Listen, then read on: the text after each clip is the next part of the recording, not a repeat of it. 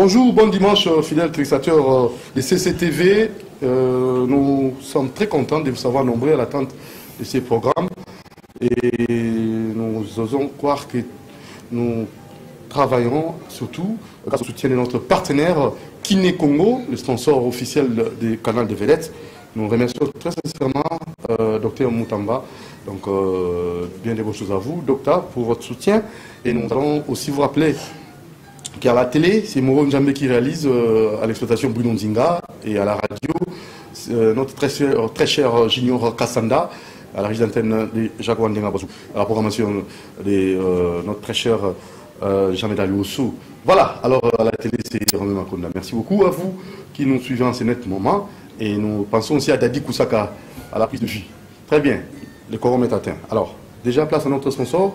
Vous allez aujourd'hui, dans cette émission, nous allons vous proposer d'abord la sortie officielle de l'album Mon Pépé avec la sœur Godé Brillé. Vous aurez cette sortie officielle de l'album, c'était le 1er avril. Et la sortie officielle, en fait, la présentation de la fiche de Papi Chimanga, vous aurez ça aussi. Nous étions là pour essayer comme ça de poser des questions à notre très cher artiste, donc Papi Chimanga. Vous aurez aussi nos amis des Kinkester qui seront là, et le couple pastoral Mâchoire de l'Éternel.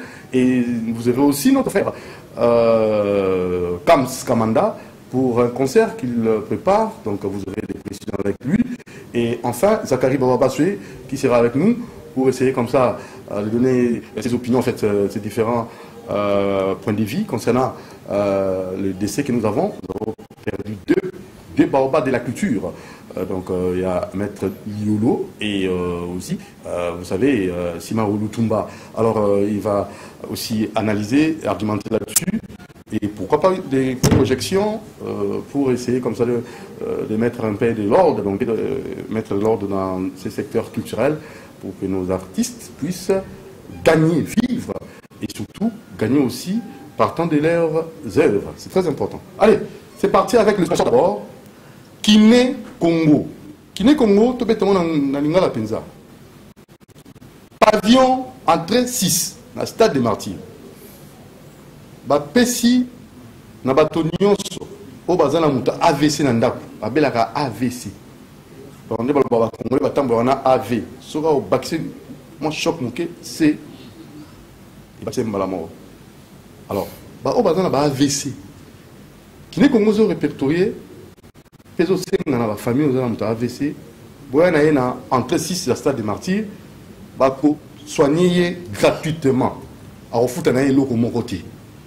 On les a dit vraiment don ya Kiné Congo, on a mboka afin na mikila poto, aye on a Kinshasa, na médecine moko kitoko, na ba matériel donc matériel moko penza qualifié pour na musala wana et boya na bombangu pour na offre oyo.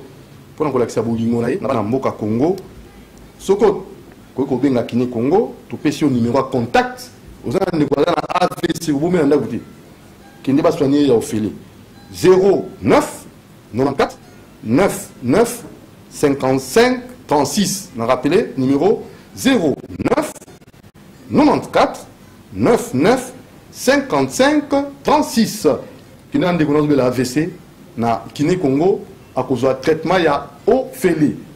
Alors, Bonda Sports, où il y a ça, adresse, n'a pas matériel tout le monde, de quoi c'est, nous avons mis tout dans le palais, peut-être vos jupés athées. Azara ministre n'a qu'à l'ongolaye, Azara n'a pas belé par l'ongolaye, Azara quand il y a député à juiter, et bah choc à boya kena bolingo, moi ça boya, trop de chocs, c'est bah qui s'amuse. Autant qu'on a A, V, c'est là comme un problème mouqué. Alors, suivons ces sports. Du nouveau à Kinshasa, le centre médical Kiné Congo organise une campagne de recensement des victimes de l'AVC. Vous êtes hémiplégique, vous avez été victime d'un AVC, venez vous faire recenser. En faisant cela, vous faites avancer les études sur cette maladie. À l'occasion de cette campagne, le centre médical Kiné Congo vous offre une séance gratuite de soins. Notez bien, si vous ne pouvez pas vous déplacer, appelez-nous au 09 94 99 55 36, soit 084 33 32 130. Nos bureaux sont ouverts du lundi à vendredi de 8h à 16h30 et le samedi de 8h à 13h. Nous sommes situés au Stade de Martyrs, local 6, en bas des escaliers. Venez, venez nombreux vous faire recenser. Le Centre médical Kiné Congo, l'expertise européenne en RDC à moindre prix.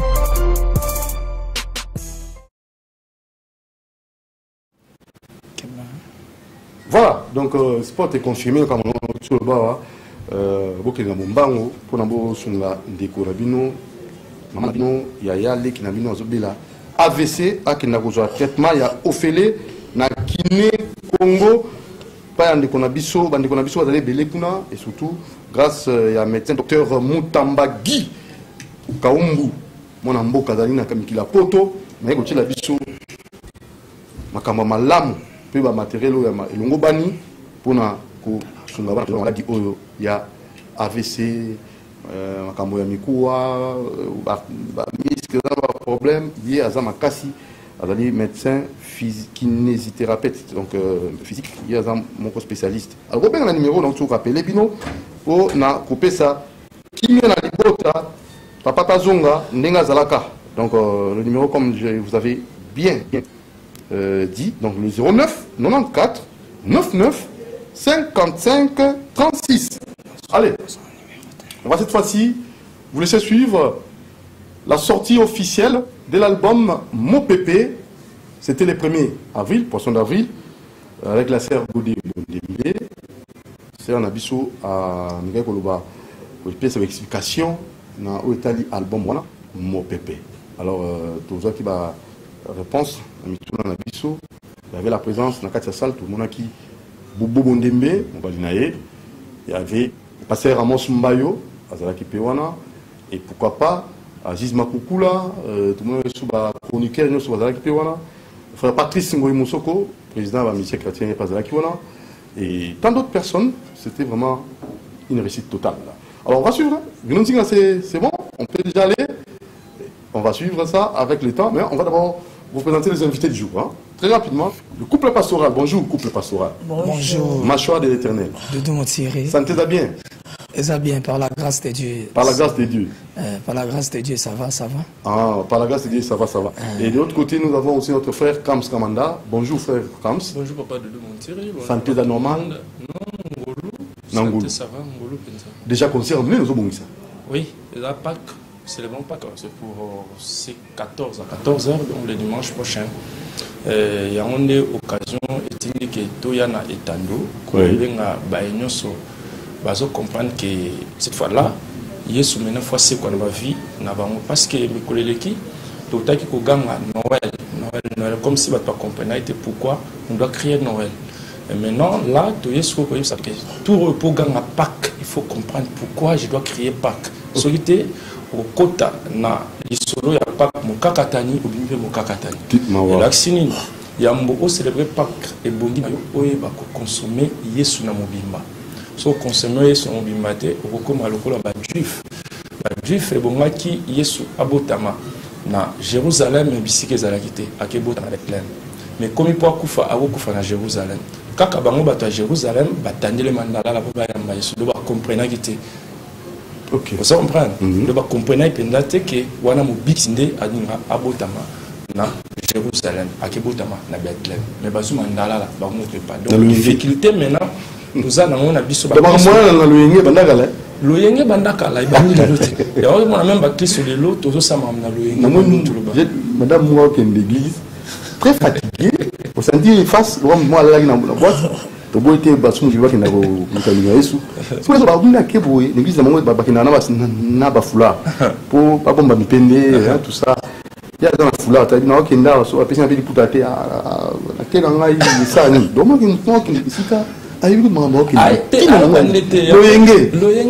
Ya loyenge. Ya moto mba yete ko mo ba batina fo batina.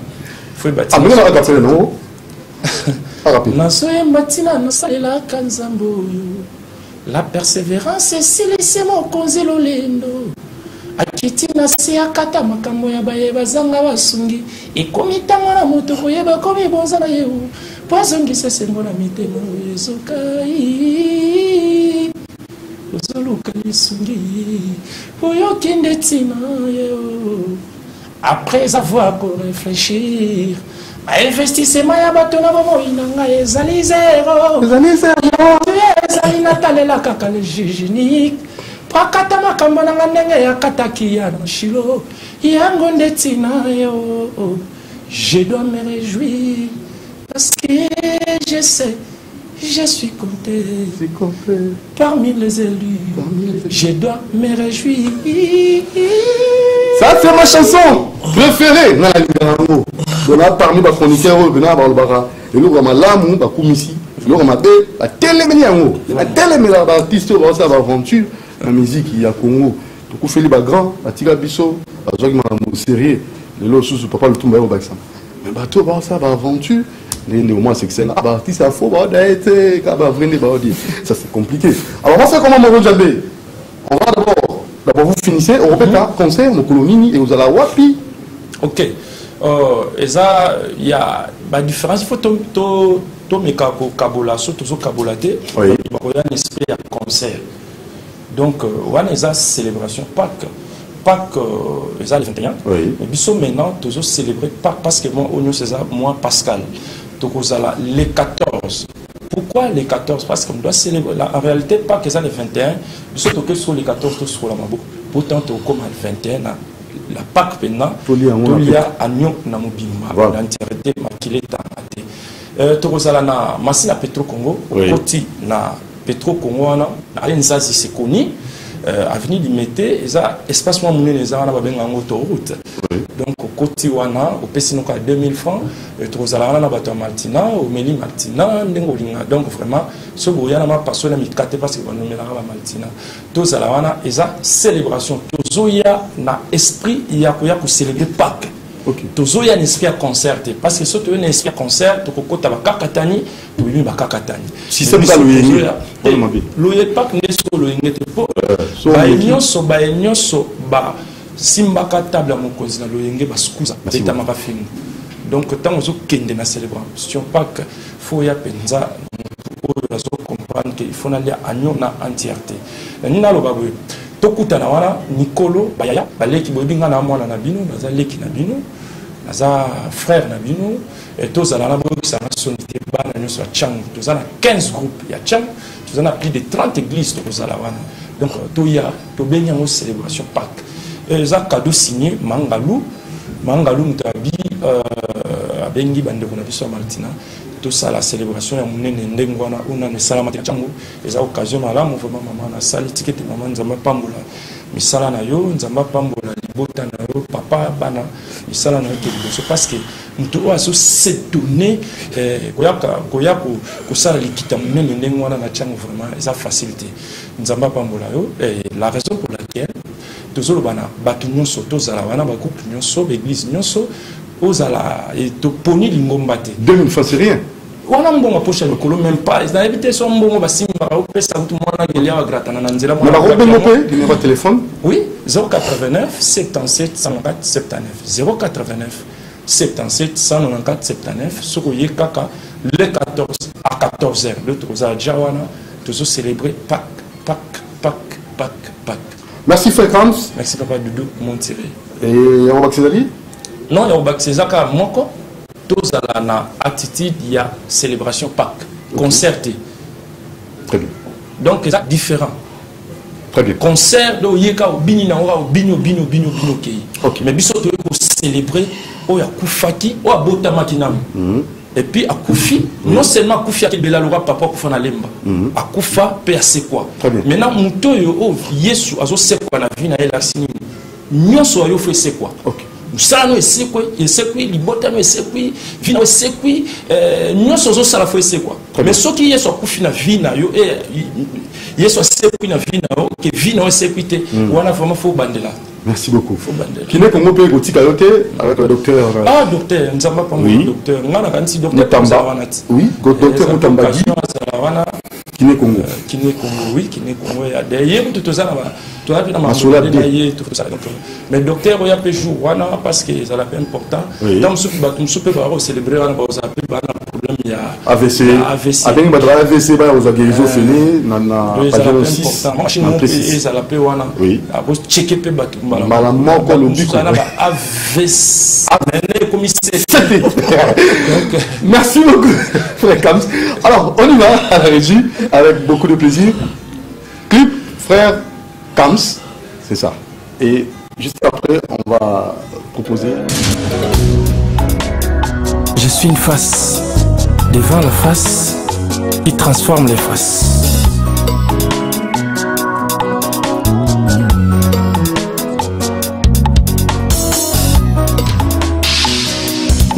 Matina na salela kanzamboyo. La persévérance silisi mokonzi lolendo. Akiti na se akata likambo ya baye bazanga basungi. Ekomi tango na moto koyeba komi bonzana yo. Po songisa sengo na mitema ezokai. Mitema ezokakala. Po songisa sengo na mitema ezokai. Ezoluka lisungi. Oyo kende tina, iyo katina, mama na likambo. Iyango nde tina, ngai na salela kanzambo yo. Koyo kende tina, iyo katina, mama na likambo.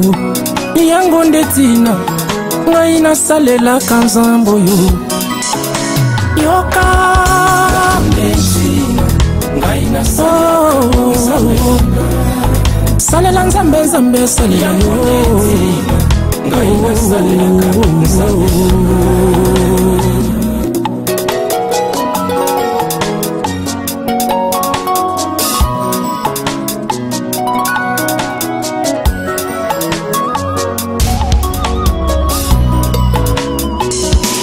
Après avoir réfléchir, investissement ya bato na bomoi nanga ezali zero. Ya motu ezali natalela kaka le jujini. Po akota makambo nanga ndenge ya kotaki ya ana shilo. Yango tina ngana salela kanzambo yo. Très bien, bon dimanche Natacha, mon Thierry, merci. Hein? Pourquoi pas tu passes mon Thierry? Stéphie, mon Thierry. Claudia, mon Thierry. Priscilla, mon Thierry. Voilà. Freddy Montir. Bon dimanche à vous. Ah oui, le président, il va changer un là. Amédée, depuis son motato. Voilà. Pourquoi pas aussi un ami, hein, qui m'aime beaucoup, a commis la testo awa. Avec tout mon Thierry. Courant la fin des athées. Papa, aux émissions musique. Et ça, bon, toutefois, à ta snelle, bah, le but de la fin, nous avons côté à réagir des eaux. Bah, ça lit 2 semaines pour eux à la rater. Alors, sincèrement, quand on a un bango, on a tout dans ma musique, mais il y a tout dans ma musique sociale. Émission des arts musique. Mais on a profité, c'est pas la semaine.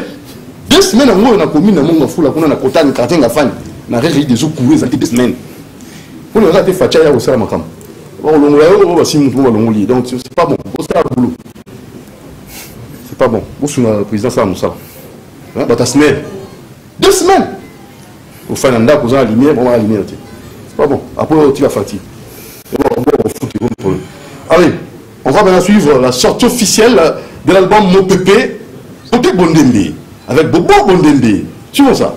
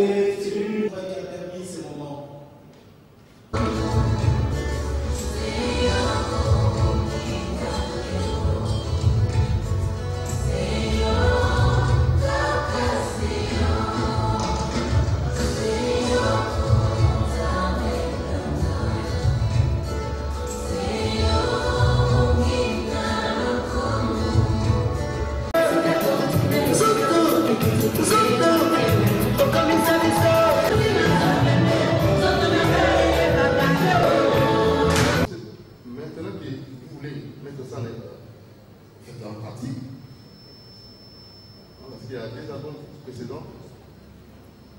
Moi, selon ma façon de voir les choses, la prédication, l'évangélisation, c'est le travail des artistes musiciens en train de vos différentes chansons. Merci beaucoup. Et bon parcours, plein succès à l'album.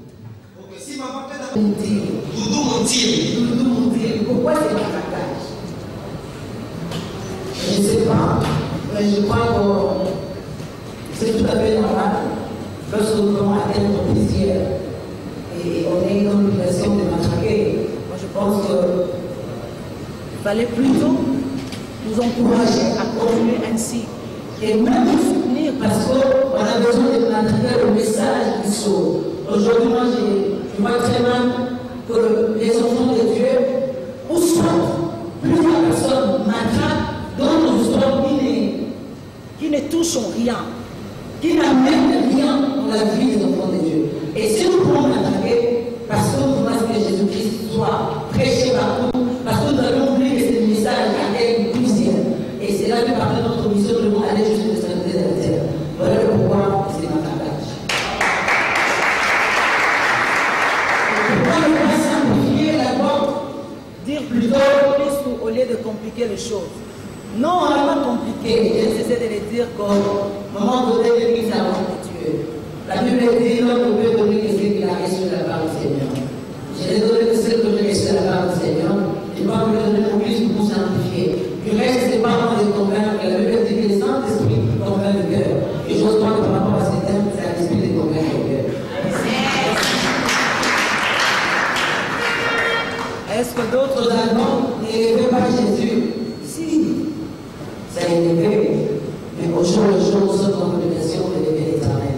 Donc, ayons aussi l'occasion d'auditionner les premiers albums pour rendre compte que ce sont des albums qui ont tellement élevé le nom du Seigneur et peut-être ce qui a fait qu'aujourd'hui nous puissions nous rencontrer. Pourquoi? Parce que ces albums n'ont cessé de marcher par rapport au témoignage que nous recevons au jour le jour des enfants de Dieu. Donc, ce sont des albums qui ont élevé Jésus et ces messieurs d'albums élèvent Jésus. Il n'y a pas de discrimination. Je crois qu'il est différent. C'est du tournage. C'est important. Je ne sais pas. Je trouve vraiment. C'est deux euros frappés dans la souris canadienne. Merci beaucoup. Merci beaucoup. Je voulais savoir pourquoi c'est recueil. C'est toujours mon souci de voir l'enfant de Dieu être béni par ses messages. Je crois que vraiment que Dieu est très béni avec les enfants que Dieu lui a donnés.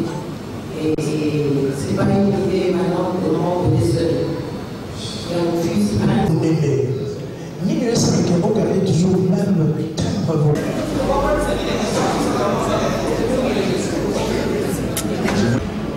Et avec ça, félicitations moi, dans le et deuxièmement, déjà surtout sur mon émission, les a passé jusqu'à présent, par Goudé, Azali, au Batela, l'Itatouille Naïe. Azamongo, Oyo, Barbi, servante, chante, au Batela, l'Itatouille Naïe, le témoignage. Parce que les témoignages, Azali, à mon néné, pour l'avancement.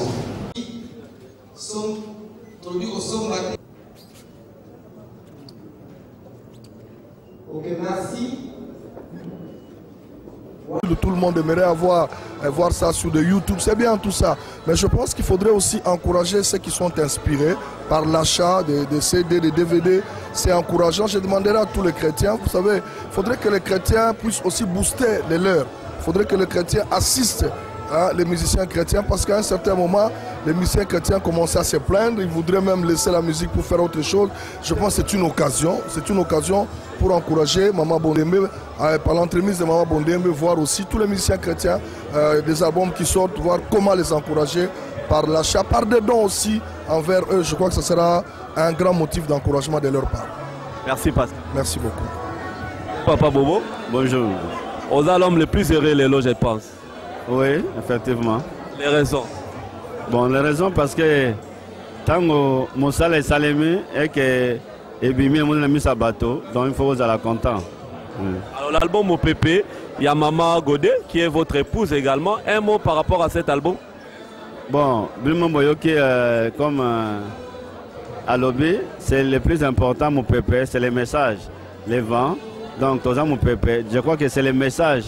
Oyo, Bimina, Nzembo, continent Nzembo, déjà plus important pour que tout le monde soit mon pépé et que Dieu soit content. Alors, quel avenir pour l'album, mon pépé? Bon, avenir, c'est le plus important pour nous, c'est les messages. Message, on a et que et atteindre tout le monde.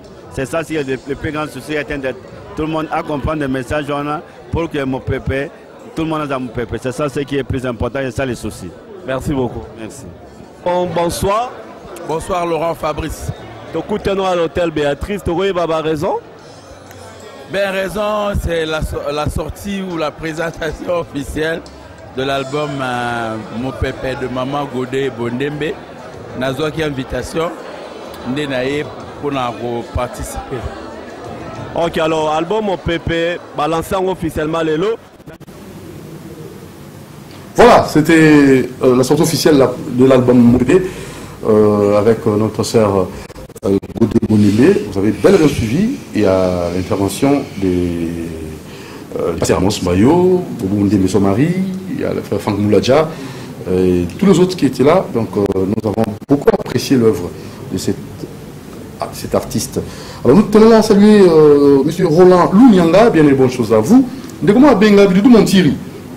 Numéro 1 pour AVC, qui ont traitement, il y a Ophélie, Nakini Congo, sponsor, il y a Canal de Vedette. Numéro 1 Isali 09 94 99 55 36 09 94 99 55 36 et Zali Bongo, Stade des Martyrs, entrée 6. Voilà, adresse en Stade des Martyrs, entrée 6. Couple pastoral. Machon de l'Éternel, na maman la banane. On a dit mon groupe ça comme maman la banane. Bonjour. Bonjour. On a dit mon groupe Bengaé. Doudou Thierry. Merci. Nous avons Pambolo, Pambola Moro, Papa Bruno, Papa Jacques, Bango Tunyo surtout Bazakuna. Et comme on a prophétesse Abigail. Abigail. Moi, ça, c'est la taille prophétique. Taille prophétique. Corps évangélique. Corps évangélique. Miss Lokolangolo. Miss Lokolangolo. Beauté Lokola pomme de terre. Beauté Lokola pomme de terre. Oh, gloire soit rendue à Dieu. Alors, bon, ça, pour ça, mais la peau, on a des conabiso, on a ma bota, vous avez beaucoup de prière en famille. La famille, on a Mikakatano. Alors, on a dit, et ça, autant, on a dit, dans des gros peu, on a un contact, on a dit, on a l'équipe, on a dit, tout mon Thierry. Tout ça, on a posé un numéro de téléphone. Il y a un couple pastoral pour ressembler à bateau, à Bandako, pour être merci Doudou Thierry, journaliste le plus célèbre de la planète. Tozo bon de la bateau Belo Bengaki, Tobaki invité Christ Nandako. Tala moi sur Tanga Makila depuis 12 ans. Na Marc 5, verset 25. Abongi surtout Azaki Nango. Mayoki Bazolo Banati na Yesu. Abina ko simbela mana Yesu pe na ko bik azaki na foi tanga ke malgré full masimba ke la mana Yesu abikaki parce que andimi ko associer Christ une heure to sala nanda ko batu ezaka une heure avec Jésus donc ko inviter Christ nanda kunayo tala muto inviter Christ na nzoto naye abikaki même Bartimée aveugle metanga lo bikaka ko pas habiter fils de David yokelanga mawa azaki na conscience abikaki soki obengisi Christ na ndaku na yo donc moi je suis un couple pastoral toke na prophétesse Abigail ndeto soki na ndaku to so bondela ndeto ke na hôpital maman moto prier jour wana na ba pavillon na ye na tiki tanga na tei abandi ko bondela tellement ça na grâce ya guérison pe abisako linzamba fongola ki donc Dieu fera des grandes choses. Alors numéro de téléphone Nabino, puis ça on a ma lèvre penza pour batuba zongo na kimia. Maman la bana pesa? Allo ban. Oui maman la bana. Merci Montire. Oui maman Abigail. Tama pambola na pesa fuma kas. Taille prophétique. Ya ko sala solution ndenge da ndolo baki. Na pesa ngai force ya bif. Amen. Jamba pesa solution. Amen. Nazoko lo bakaka tozo beta c'était pour na ko éviter Christ na ndako une heure à pamba. Zambé a fardeau wana to ke no bondela pour la bandako ya bato ba mi bala ba problème deti batimé azala ki aveugle mais batuni yesu babi Jésus eza pour papa na ba sumuki toke topé bango basala ki mabe moko habité eza pour la ndamba permettre que eza pour gloire na ye emonisa mais là ganga kabimo na David yokela ngai mawa tambe ayoka ki epe akangola ki batimi amonaki yango tozo koloba ke invité Christ na ndako na yo benga biso na numéro oyo 090 66 111 28 090 66 111 28 benga biso toza permanent pour la bino pour batumi bazala ba problème batumi ba vie ezoko marché te batumi bazala ba mikaka to na bandako na bango deti kaka ndenge papa lobi ke moso abada kutanga makila pendant 12 ans mais là ayoki bazoko benati na Christ albaki na ko vanda kimia tinga fona simbe lamba na yesu wana pe asimbaki ausaki lobiko. Alors pour la ressource ça gloire à Dieu nzamba za lokumo bien-aimé benga soit numéro 090 oui 66 111 28 090 66 111 28 Nzamba Pambola, journaliste le plus célèbre de la planète. Amen, monsieur. Le tenant du titre. Amen. Nzamba Pambola, prophétesse Abigail Nzamba Pambola Davina, Nzamba Pambola, prophète Emmanuel, prophète Timothée, papa en prééminence. Nzamba Pambola Certania, Fode Amis Tramé, évangéliste chrétien, Poutopé, apôtre Michel Bolongo, Nzambe Apambola, Moron Nzambe, Bruno Nzinga, Papa Jacques, Pende Kodadi, Nzamba Pambola Congo, mes condoléances na artiste na biso atiki biso. Lutumba Simaro, Maître Liolo. Maître Liolo, mes condoléances na bango, bakunda on a kimia, zaki papa oyo, asali mosala na ye monani, a commis na 80 ans, 81 ans. Oui. Et c'est belé déjà. Okay. Malgré que ce siècle était, Nzambe eleka na kimia, ba musicien, mes condoléances na bino. Ok. Maman Abigail, non, suivi ça. Napesi mbote na ngai pa pasteur Bruno. Napesi mbote mingi pa ma sœur, mère spirituelle na ngai pasteur Love Demon na Brazzaville. Ok. Pe napesi mbote na Remedy, napesi mbote na baninga no sorti église la bonne nouvelle. Pe napesi mbote na bato no sorti balinga nga mingi. Zambi pa mpe maman na ngai Antombombo Kabungu. Na pamboli Rosie Kaindo maman na Elda. Nzamba Pambola bato nyoso tu bazolanda. Merci beaucoup. Journée malam. Merci. Bon dimanche à vous, couple pastoral. Merci. Alors, te rappeler, hein, voilà. Vous avez la AVC, hein, non, sponsor, Nene qui n'est comme nous. Émission sponsorisée. Sponsor, on a vu son associé au Sud Congo. Parce qu'il n'a pas dit que au bazar na décor de la AVC. Qu'il n'a pavillon, na entrée 6 à Stade des Martyrs. Bah, on peut ça y est soin, il y a Ophélie. Joint numéro 1 09 94 99 56 36 09 94 99 56 36. Docteur Guy Noutamba Azana Bolingo Nabino Azana Soucia Congo. Donc ma matériel a bien et on peut Sabino solution en fait pour guérison rapide. Alors suivant la présentation de la fiche de Papi Chimanga, tu sais qui on a la journaliste qui est tout le monde.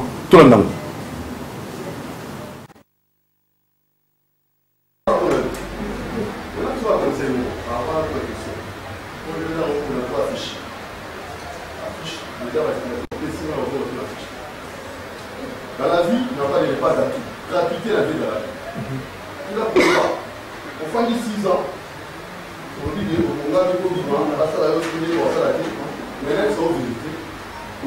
Et la vie, on est là, on va toucher le combat.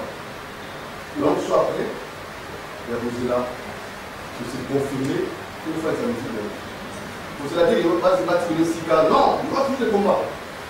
C'est ça la vie, il y a des preuves. Même si l'élection naturelle, dans la manière dont il y a ce n'est pas un problème. Alors, quand il y a filière, aussi on doit expliquer filière et amitié. Filière en mot, on a plus sur la fiche. C'est ça, non? Filière. Mais seulement un mot pour compléter, il y a un mot pour le moment. Ça aussi, on va débuter, on va le compléter. Maintenant, on a conversé dans la politique des civils. Est-ce que vous croyez que beaucoup de coloquer dans la langue? Tout cela me dit, pour respecter la filière, on a musicale, pour gagner si ça va être même. Merci. Merci vraiment pour le conseil. Je pense que nulle part, na propos n'a éludé, ton a au panzi l'aspect combat. C'est-à-dire que même se réveiller le matin, même quand ta chemise noire, ta peau de Zara, combat peau, là tu es à rouge, là tu es à bleu, là tu es à pembe, c'est-à-dire que le choix déjà est un combat dans la vie, faire le choix. Donc je suis préparé par rapport à Kumbana et je ne pense pas que n'importe quel monde, je sais que c'est un monde où il y a Kuba, et là, le monde de Lutumba, je pense que ce n'est pas le monde le plus rude, le monde est comme ça. Le monde est un combat. On peut cet exemple bien à Banyama, donc je crois que il y a un Nengwana. Maintenant, on dit Kolandara a des normes. Je vais dire un truc qui va choquer Batou. Qui pouvait penser que Jean Gouba la pose à député de lui? Qui pouvait le penser? On me dirait qu'il a corrompu lui aussi? Je ne sais pas. Non, comprendre. C'est-à-dire que quand tu suis la norme de la vie, il y a un succès qui va venir à la fin. Il faut savoir, vous allez organiser, vous allez dire que vous avez voilà. Jean Gouba, il y a une norme. Merci beaucoup, Charlie Prince, merci. Il y a une norme, donc je l'ai dit, on n'avait même pas, mais c'était norme. Il faut avoir une norme. Congo est un pays dans lequel c'est un monde. Congo est un monde. Donc, si Congo est un monde, tout ça, c'est un monde de peau, c'est un monde fou. Tout le monde sait que c'est bien à Congo et c'est bien partout. Il y a un monde qui est standardisé. C'est un mode standard. Donc, on va essayer de faire les choses vraiment dans la norme. Bien qu'en étant pas riche, bien qu'en étant pas très aisé financièrement, même en respectant la norme. Il y a un moment où je suis quand même 7 ans, 8 ans, il y a des albums et comme Pene Arubi Massiko. J'espère que j'ai répondu à ta préoccupation, mon frère Monthierry. Je crois qu'on va prendre la toute dernière question parce que... Bon, Zala qui sorti officiel album. Voilà, merci beaucoup. C'était la Papi Chimanga. Elle a présenté sur la fiche. Il y a cet album comme ça. Très prochainement, je vous allez jeunesse union soir. Alors, tu rappelais, d'abord, tu peux essayer de un homme trop bon, Bonté Lekeli. Alors, toi, on a Sport Yakine Congo. On a 96.8 MHz, Radio Liberté Kinshasa. Vous avez un AVC, Arrosoir, guérison, suivons les sports pour le Sport, la sponsor officielle des vedettes. Et du nouveau à Kinshasa, le centre médical Kiné Congo organise une campagne de recensement des victimes de l'AVC. Vous êtes hémiplégique, vous avez été victime d'un AVC, venez vous faire recenser. En faisant cela, vous faites avancer les études sur cette maladie. À l'occasion de cette campagne, le centre médical Kiné Congo vous offre une séance gratuite de soins. Notez bien, si vous ne pouvez pas vous déplacer, appelez-nous au 09 94 99 55 36, soit 084 33 32 130. Nos bureaux sont ouverts du lundi à vendredi de 8h à 16h30 et le samedi de 8h à 13h. Nous sommes situés au Stade de Martyrs, local 6, en bas des escaliers. Venez nombreux vous faire recenser. Le centre médical Kiné Congo, l'expertise européenne en RDC à moindre prix.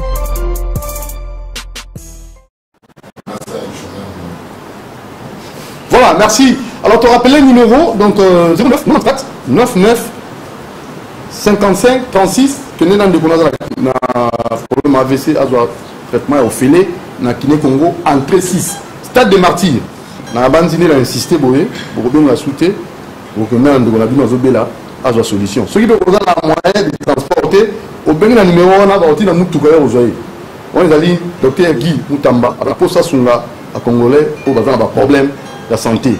Donc 09 94 99 56 36. Dans de quoi jusqu'à AVC Sikol. King Kester a sauté, mais seulement Papa Lutumba a outil au Kenda. On a vu un musicien à King Kester, où nous rendons hommage à un mot par rapport à sa disparition. Maître Lyonopati Kibiso, Dani et les autres. Et certes. En solo tout normal. Oui, mais solo tout normal. Oui, on est normal. À l'autre continue toujours. biso tozali au moins grand petit makambo oyo ekomi ko ba victoire biso za tuna te biso toza wana pour la King Kester yango moni victoire certes nyonso peut-être répétaka en face ya maison communale ya bandal na chez les amis et pas c'est tout basima wa tiki no bible atiki no manzambe donc bon en tout cas on a baoba père la musicien tout pourquoi la musicien tout donc c'est pour ça là où il y a tiki la polémique botika oba personnellement parce que voilà pire grand frère propre il va la mal à causer de pesier quand me connaît dans la famille Lutumba na famille na biso baptiste ya RDC vraiment vie simaro vie na biso esika yo kei pesa va la mal à cause de secte yebisa ka ba petit baza bazo continuer toujours idéologie na yo to tikati. OK, très rapidement dans un tour on a molo moro à votre koba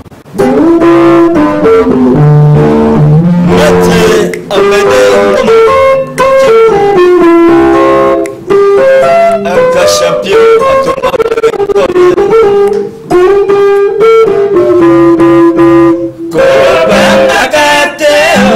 yebisanga soki bolingo esili nakamabisaka nasonga na mboka epai baboti bamonamu yebandaki bolingo ya la joie bolingo tobandi ntango tosaba mike mbotuna bapapa bampe baleki nasala nini hanga makila mabe nalonaki elanga ya lesanjo botikani ngai na rekoltela tapete jejejeje tapi yakato ya banao baninga bainininga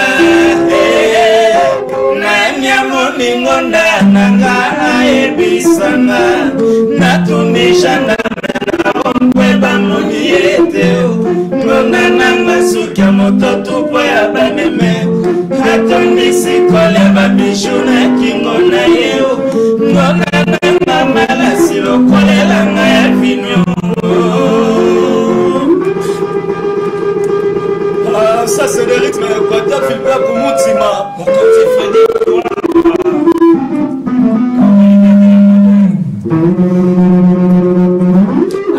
Papa yeye talasima he naluki Kinshasa mona moni yote mokolo nakokufa yokobengana nakoyokana nayo nakonima te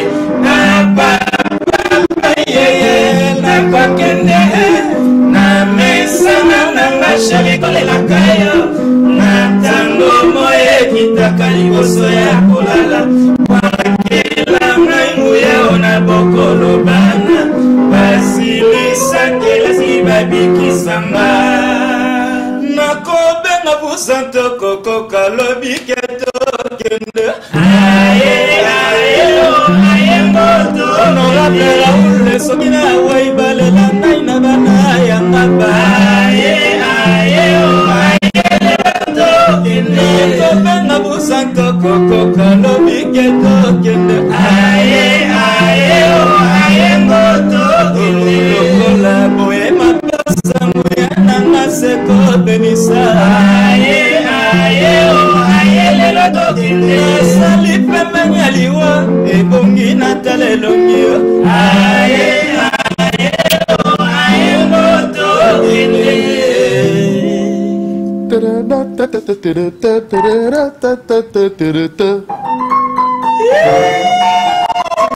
Maître Amademo Makingu, je me présente là, je me débarque là. Oh Dani Wayama,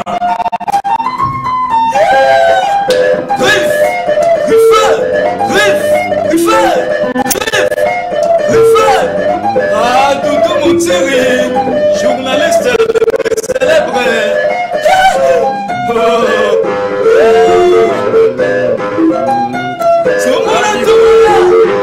Maboko Nicolo, voilà Victor, Tombola, Maboko Nicolo.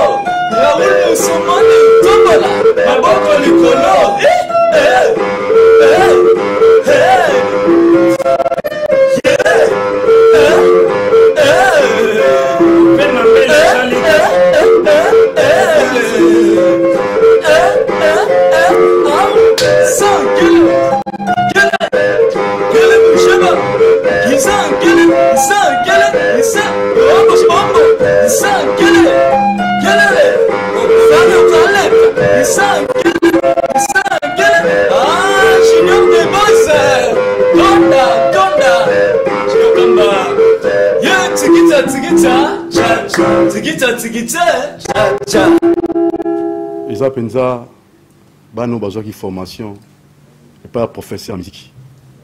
Madanae, Madayati. Félicitations. Merci. La mission, on va s'arraboyer. Hé, on a un monde ça émission qu'il faut. Mais on a pour éviter la vérité pour voir l'imba. Dadi, tu peux sur un beau théâtre. Émission à Onzela. Dadi va me balayer. Ils ont Dadi, Koussara Dadi. Dadi Nani? Ah, Louis Ndama. Ah, Dadi me balayer. Ils ont dit que moi, Bruno Nzinga Lingara. Nzemba Bruno Nzinga. Bruno Nzinga, Nzemba Mingi. Ils ont dit Monini. Bassa le lango sugo. Et puis so force. Ah. Nzemba Moro Bruno Nzinga Lingara Mingi. Tu rappelles que l'auditeur n'a pas reçu de SMS na 089 61 52 634. 089 61 52 634. Oza na posa. Nzembo. Bassa hello live. Tous en a pour ça. Au lieu d'une émission, canal de vedette, c'est facile. Au béni, on a 089 61 52 634. Aux yeux Doudou Montiri. Tout petit théâtre, son excellence Florent Chiba depuis Brazzaville. Florent Chiba depuis Brazzaville. Florent Chiba depuis Brazzaville. Aux amouteurs malam. Ah, Florent Chiba. Claude Malouma. Claude Malouma. Tu peux sur un motato Claude Malouma motato na yo et Roland Lunyanga ba motato. Alors on a dit ba senginze moya okosinga fumu toleka okosinga fumu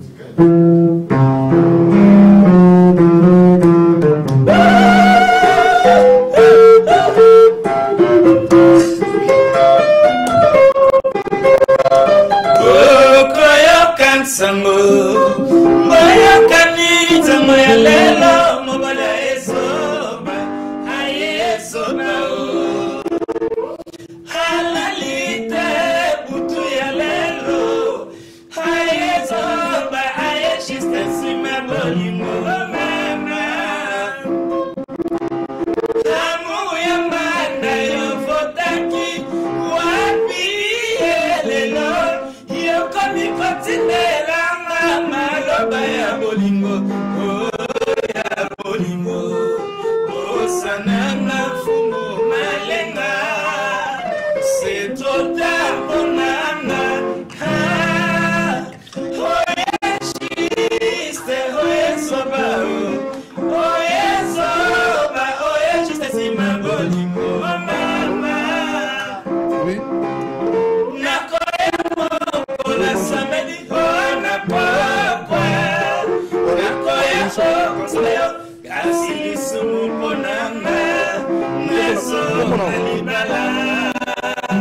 C'est trop tard, maître Amédée Mboma Kingu. Ah, un cas champion. Honorable Raoul Moussomoni. Matafadi. Conti Didier Ramo. Ok, ça. Papi Bundula.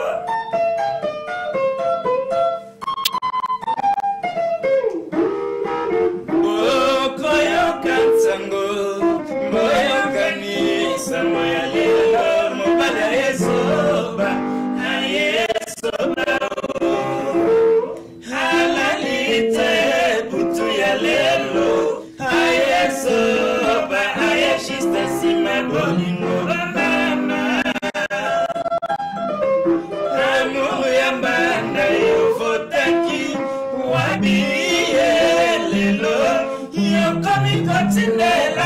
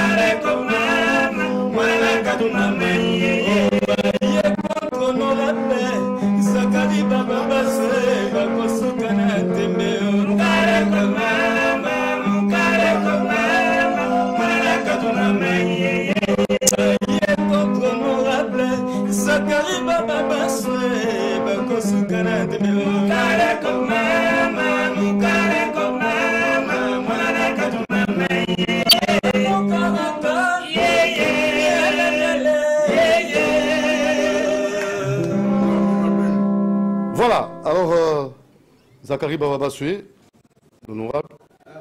Zakari, Omoni, Somoni na Bengisi Bango, parce que quand on a joué à l'improviste, on a joué à l'agenda, on a dérangé brusquement. Parce que très souvent, tu remarques, le leader va d'ailleurs, l'orchestre va tika, va faire l'idée là. Mais comment faire en sorte que Atako, leader à Koufi, tout le monde a sauvé, Tikali, va vraiment considérer les ratés. Bonjour Zakari Bababaswe. Bonjour. Santé Kitoko. Ça va. Alors, on a évité d'abord tout dans l'actualité. J'ai le Tumba Tikibiso, Maître Lua Tikibiso. Et tout le monde qui organisation obsèque qu'on a, ils allaient l'amener. Parce que hier, tout le monde a débat dans le canal King. On a biso, organisation Makambango. Alors, ça va se passer comment? Non, tout le très très bien. Je pense que Bandeko, c'est pas d'abord on a appétit dans l'aïe parce que Batumbe a raté l'histoire et certes a appétit dans l'aïe. Batumbe a raté que King s'est remené à Kozonga na Congo, ngam na Zonsaï. Oui. Nakenaka, en 1998, je crois, Nakenaka Poto, pour couvrir Olympia. Il y a artiste Moko. na place moko na to on château na kutana Kester na Benz Petrol ba petit na elle non via za to que to monier so qui album on a succès fou via manga mazoko tanga comme na ngate na admirable Zakaria wa ba so yakote l'air wala peut-être vous aura contact na ina ozonga si vieux Fokid toye ba mambo de Panama ba master to monter mouvement na lokelingi na ngiringiri Tibor peut-être taye to que to yambi na société Paul ngombe sala mpe makambeti kala pe ma maison blanche pe monana. Donc c'est un artiste qui est parti on a appelé petit nangai ti le to ko na to longo pile aviete parce qu'il fallait que longo la pile pour vient ko naye na cathédrale na cimetière cathédrale na Kikwiti on a volonté naye mais bah combat politique entre Muzitu na Minaku et ça là que ko la question kinaku na te matanga pe kendate tanto que poto no longo la pile ko misa mama ngombi bato bakufa boyebi soir bato bawela eloko bakowela te le mouvement tikali bato bazomona souté bon peso du matin batikali kabiso wana to solongo za bakabo via azaki na ba préférence na ye mususu biso photo respecter Dizis mes albums à vie, je famille on dit mais ils ont empêché la petit batindi bango tunde bazana iba. Je les ai vus tout petits, je les ai vus grandir. Le loba comme des bakomi. Ça y pour moi parenthèse mon poto kenoki. Mois d'avril au moins makambo ya kukunda batu. Matanga soit mutakufi soit mutukundi. Donc on a vu na biso Simaro le 21. L'État n'est pas organisé matanga. Simaro Azali, chevalier de l'ordre national des héros nationaux Lumumba et Kabila. Oui. Donc à ce titre, Azali Ebembe à l'État. Azali Ebembe y a l'État. Ils ont un soldat, comme pensionné. Mukola ko kufa clairé ko beta ba ko cha drapeau ya mboka. Donc ils ont négé moko na vie na biso Simaro. Donc l'État, il y avait na biso Simaro. Na maître du bazar ba soldat à l'État o ba ko ina front. L'État au Kundabango avec l'honneur, tout l'honneur dû à leur rang, tous les deux étant des grands chevaliers de l'ordre national, Musée Laurent Désiré Kabila et Lumumba. Qui organise les deux? C'est l'État congolais à travers les structures, à travers le ministère technique et le ministère de la Culture, avec l'implication bien entendu de la présidence de la République. Parce que Bazo dépend de la chancellerie des autres nationaux de Natangia Mabouye, donc via Simaro Bassa Matanga, donc présidence de la République, associé l'État, et puis Bissot, tout ça, va technicien pour avoir connu dans l'événementiel, pourtant tout ça va dans la mission 93, et bien il va la rater. Et donc on va dire que Matanga Simaro peut s'en Zakaringa mon Obuya, parce que niveau la vie, niveau via Zaleli et comme Zakarité. Il faut l'État et moi dans la moto à peser ma cassi et puis on était intellectuel moralement face à Bakoko na bisomomboka toti que l'État a organisé ministre de la Culture a en tête comme étant le répondant et puis le directeur du cabinet du président de la République mutu azuma tout en main pour que tout soit évoluer tout qu'on a vu comme le longobani programme les années tout ce qu'on a période de l'attente pour aller rapidement la baleki podium Moretami na quoi ya 24 novembre na Nyangwe place monument na Ezali moni vieux peu avant Koufa ami bundela mingi alobaki que biloko na donc alingi ba honorer na bomoli ayi président et puis amoni monument na place ba tiango amoni yango ba yembele nzembo na waze kwa yimo yimi kati donc asali makambu tout de son vivant oyo Tolingi que Baptiste tout le monde a honoré de leur vivant pour nous remercier pour nous faire plaisir pour nous le tout bébé dans matanga na mariage na batangwa sengo tangwa pasi nyo surtout to yebi ça nous a cheminé faut que na lingwa na po mona ke muto ba bar nyo so ya lingwa la bébé tanzemo na zo beta banzemo na donc zo mona vraiment que fiona zaki na banzemo puis profondeur yimoni na lobaki oyo bokuti na nzemo na katanzemo na ete botela na Bible parce que il a tout dit il a tout chanté. Ils ont dans la Bible. Donc, délégation qui est de Paris, semaine Oyo. Moi, je suis à 6. 5 à Poto, moi, je suis à Jean-Claude Lutumba, à Roko en avion. Na ministre de la Culture, directeur du cabinet ministre de la Culture. Nan de Konaba, je suis au Mongo. Moi, il y a Luambo, on a une famille, on a une famille. Tous les Mbiliabel, tous les Félix Oazekwa.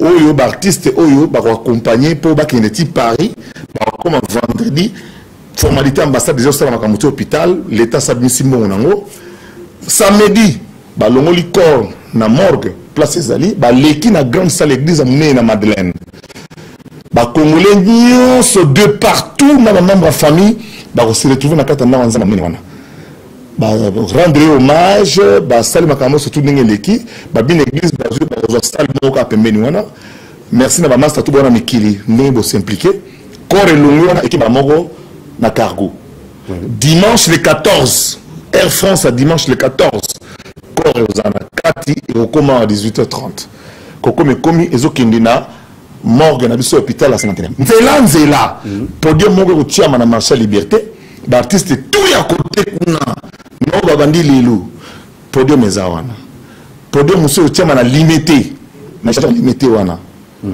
podium muso kotiama na tribune ya palais du peuple na kata peuple ngambo ya tribune podium moko pe ozala wana corps koleka ce que on est ralentir muke mais l'équipe au télématé l'équipe est à morgue vendredi le 19 avril biso tout ok en direct de RTNC tout le monde est corps na morgue ti et na palais du peuple et qu'on a parlé du peuple journée wana ya liboso et qu'on a la journée moko officielle ba journaliste boyo kanga bien pour boyo finga ba tout soutenir bo mesana jour chef de l'état à kozala pour la cérémonie caméra et kozala kaka ya présidence de la république caméra oya wana kaka o ezali accrédité la présidence donc biso tout ba caméra oya direct TV oya CCTV oya site internet là-bas tant que chef de l'état accueilli pour transmettre en direct na RTNC ce que chef de l'état rendre hommage accueilli biso siko neto ya okota et bien comme siko ya l'état eza solennel et kozana ningi wana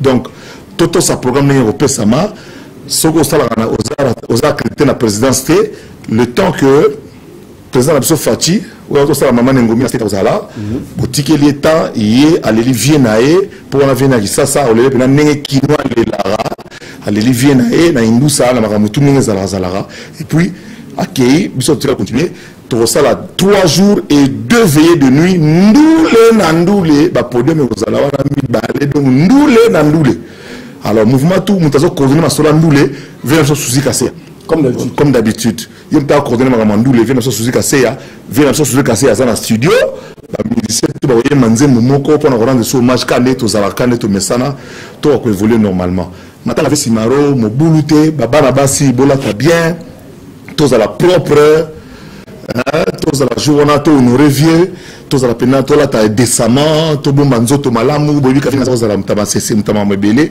to sanetika que ceux qui viennent Simaro vanda wana mitalaka to na to zandeni voilà un peu ce que je peux vous dire matika yo pour nous on a lingwa la wana ba petit bomba oyemba wana ba oyemba danger na zongi na ngolo mais aucune dégoûté parce que tu n'as que toi maman muke hein les loba génération batika de tout batiki charge au Munenatili Congo. Est-ce que possibilité zali même gagner vie na œuvre na bango.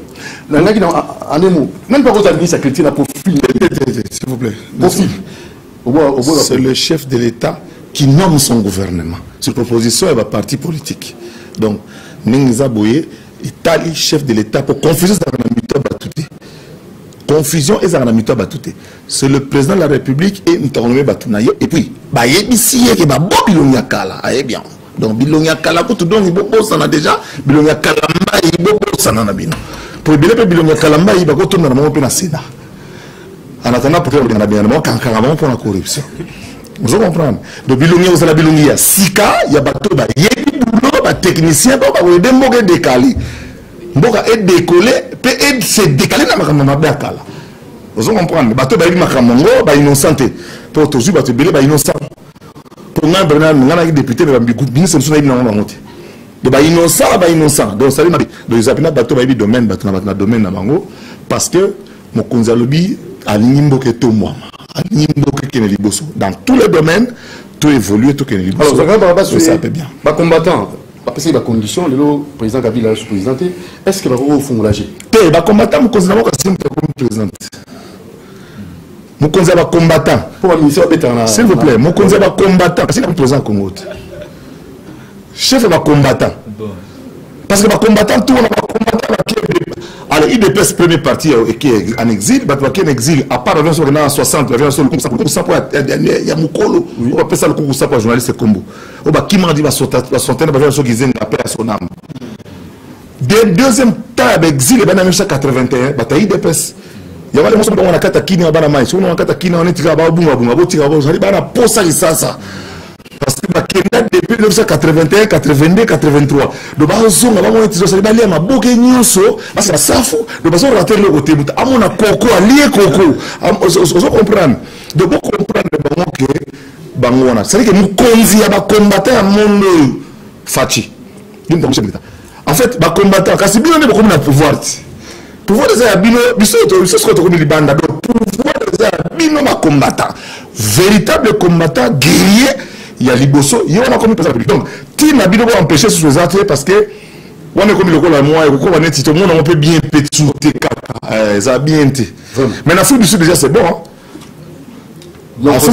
Afrique du Sud ba combattant le bino awa to fungoli OK orchestre liboso ya tous la kaka imbechetemba PDG ka imbechetemba yo tout ça ba makam côté kuna Fongola Nzela Afrique du Sud, petit bail Robeta, Bakot Samolar pour voyager ça la bien. Et puis à partir de Mikili, tout renouvelé par petit bail per Mankunga, Bilo Wasika, Neti Bango, Fobazonga, Zénith de Sousse.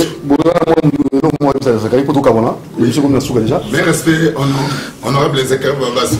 Un peu dit quand l'état que moi n'a qu'il y ebi, na bouloma na sala na mboko mabaebi. Kao debout. Et pas constamment na sala pour l'état que publicité. Alors rapidement, moi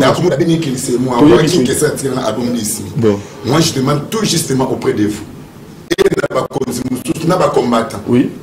Album d'Issimi et Bima, et tant que nous sommes vivants, et ça a besoin de voir peuple, notre famille, même tribunal. Ok. N'a pas journaliste. Alors, assurer et puis tu as 45 minutes na chaîne Oyayo, Oyabisto Topesayo, pendant comme ça histoire et mena sentiment dans ma vie. Alors, je suis tout fini. Moi, je suis le docteur Mabengo, docteur Hilaire, non, Mabengo, Gabriel Mabengo. S'il vous plaît, on a soit la mission. Oui, pourquoi la Lingomba, Victor et les autres. Le seul monsieur que vous savez, toujours le seul. Je remercie Yamingi pour mon aéroport. Et puis même au Linga, on a payé trop. Donc, il était à la chanson de Gandogani. La nini il y en a 10 tipo tipo c'est ça Guy Moller c'est pas Touziana na sepeli à trop on appelle ça ba médecin voilà 2009 à 10 ans oui alors pour ensuite ça on appelle si Mbote na honorable Raoul Moussomoni Badi ben c'est un d'autres papiers de mer Boss Obama, Bibois, Billy Kouloumissa, MK Champion, Docteur Hilaire Mbo, les gens de paix, Badia Tanoble, Thierry Okey, Dota Toussaint Mboula, Cédis Tsumouvan, Bassampa, Junior de Boise, Honorable. Tout ça, vous voulez Libanga. Non, non, tu es un restaurant à la TV. Et certes, la Victoria, Badoliongo, Vietnamien, Toulouse, et c'est Abino, et certes, la grande prêtre de Zakari Babasui. Toubeta Masola, Lei Santa, Emani, Bama, chanteur de charme, na Kata, Lei Santa. Oui, merci beaucoup. Et voilà, Malakampe, na Pessimbote Paya, Anthony Diabanza, Carole, leader de la mode grand frère propre, na Pessimbote Paya, Didier Raro. Merci beaucoup. Konzia Poto. Et puis, on a rappelé le Oumou, tout ça, on a vu un biseau Tonia Sampaio, déjà des retours, on a raté Lei Santa. Merci beaucoup. Alors, docteur Hilaire Mboli, alors Zakari, c'est un soutien. Bon, tout dans le succès. Tout dans le succès. Parce que nous avons trop candé, tout gouverneur. Oui. Nous avons moutali bossol baza gouverneur avec ces gens-là. Dans le banc depuis 5 ans, 6 ans. Mais qui n'est pas nyongo 200 millions de dollars. Qui n'est pas nyongo batu. 200 millions au Vénapsatiki. Qui n'est pas procès na parquet na tribunal partout. Moi 847 procès. Ça dit gouverneur oya gouvernement nous sambaka on futa ba nyongo. Alors, vous avez fait un bon local pour idéologie à part au côté pour un grand idéologue. Mais que local comme on est Magloire Kabemba. Parce que le gouverneur Banakini, on a des députés. Députés au Parlement, il y a au local, on a pour ça besoin en 2023. Pour Parlement, on a embrouillé. Merci beaucoup. Merci Zakari Babas, merci beaucoup. Merci nos amis de King Kester et nous vous retrouvons très prochainement. Merci à Bruno Nzinga, merci aussi à Zakari Babas qui était là et Basunga Jean-Claude. Pourquoi pas aussi Gino Kassanda et notre très cher Moron Jambé. Ciao, portez-vous bien à la révision mardi à 0h. Contactez-nous au 089 61 52 634. Ciao.